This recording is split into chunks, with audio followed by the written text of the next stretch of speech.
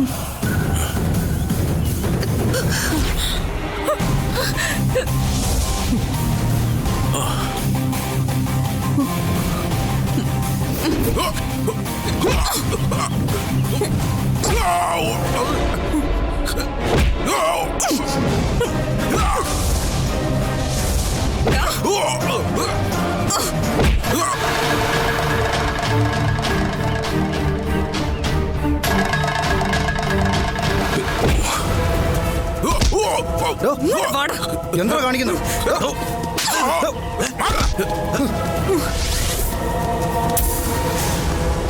അയ്യോ കുഴപ്പമില്ല.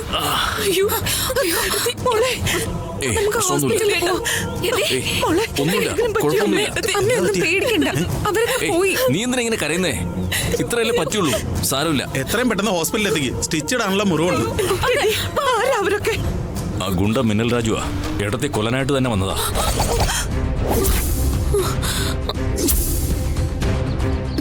പ്രശ്നമില്ലെന്നേ. ഇത് അയാളുടെ ഫോണോ? താഴെ വീണത് ഞാൻ എടുത്തതാ. ഇതിനകത്തുനിന്ന് എന്തെങ്കിലും വിവരം കിട്ടാതിരിക്കില്ല. എന്തായാലും സാറിനെ പെട്ടെന്ന് ഹോസ്പിറ്റലിൽ എത്തിക്കും.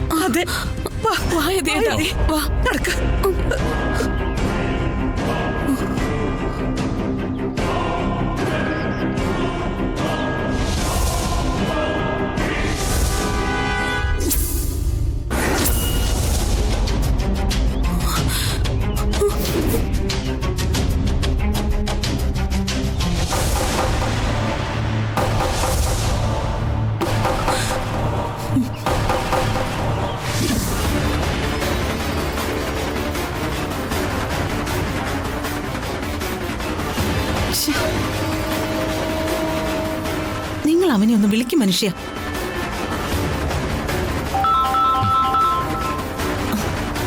എന്താ രാജു, തീർത്തോ?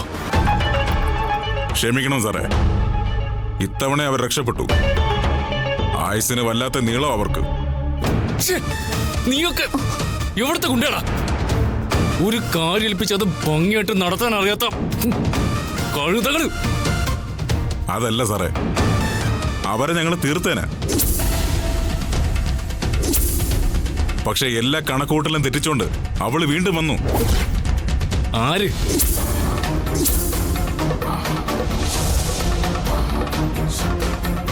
ആ ദർശന.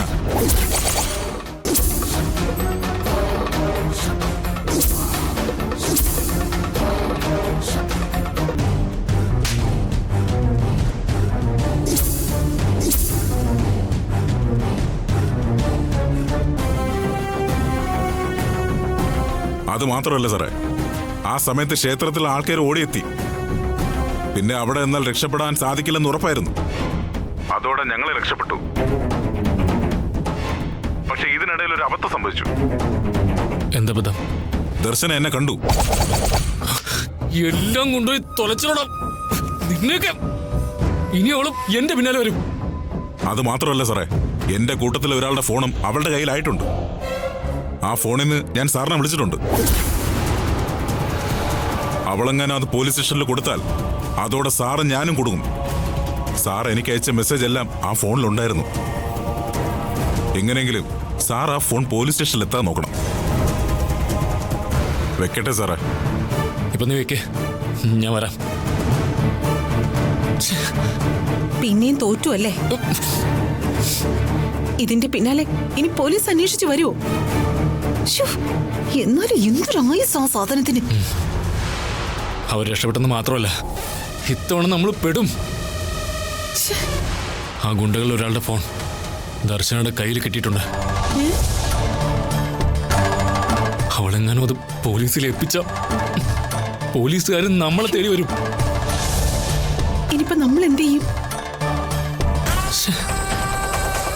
എന്തെങ്കിലും ചെയ്തേ പറ്റൂ, അല്ലെങ്കിൽ എന്റെ സ്ഥാനം ഇനി ജയിലിലായിരിക്കും.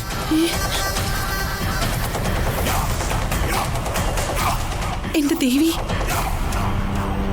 നമ്മൾ ഇനി എന്ത് ചെയ്യും പവിയേട്ടാ?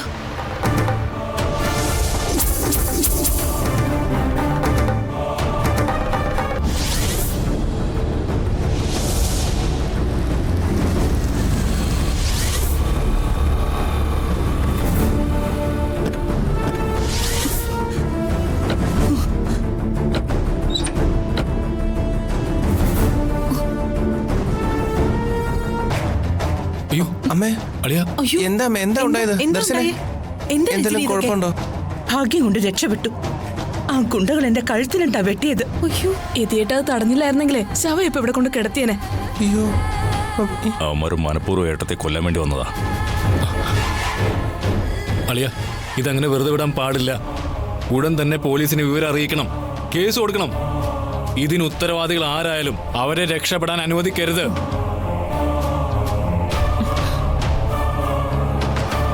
എല്ലാം ചെയ്തത് അവനാ, ആ മിന്നൽ രാജു. അവനെ എന്തായാലും ഞാൻ വെറുതെ വിടാൻ പോകുന്നില്ല. അവന് പിന്നിൽ ആരാണെന്ന് എനിക്കറിയണം.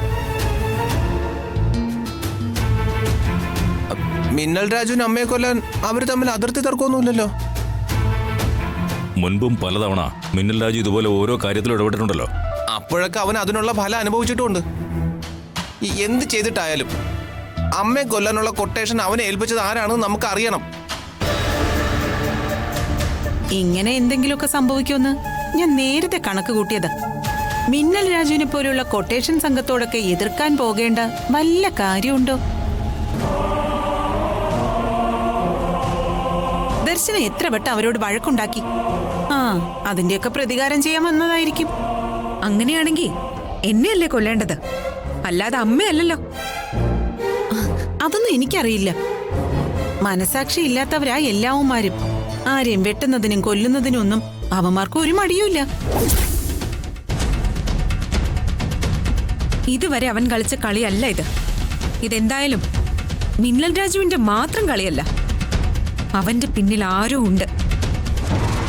അതാരാണെന്ന് അവനെ കൊണ്ട് തന്നെ ഞാൻ പറയിപ്പിക്കും.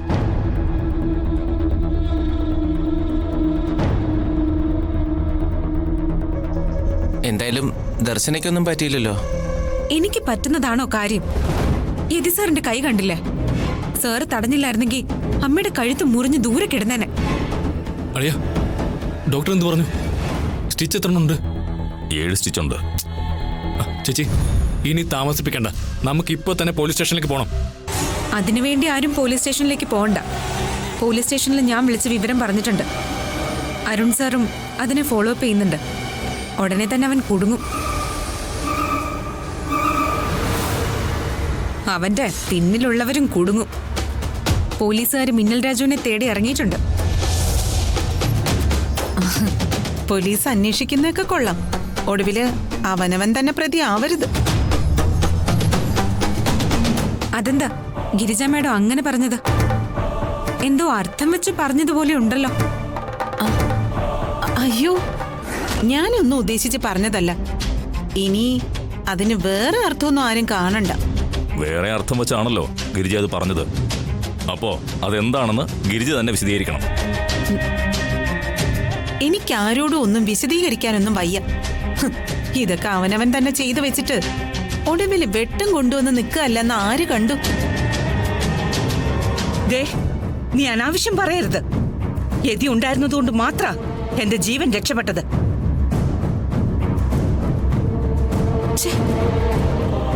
ഗിരിജ, വിവരക്കേട് പറയുന്നതിനെ ഒരു പരിധിയുണ്ട്. അളിയൻ കയ്യിൽ വെട്ടേറ്റ് വന്നിരിക്കുന്നത് നീ കണ്ടില്ലേ? എന്നിട്ടും അവരെ തന്നെ കുറ്റം പറയാൻ നിനക്ക് നാണില്ലേ? ഇനിയൊരു അക്ഷരം നീ മിണ്ടിയ നിന്റെ കയ്യിൽ നിന്ന് നീ വാങ്ങിക്കും. വയ്ക്കോ ഓൻ.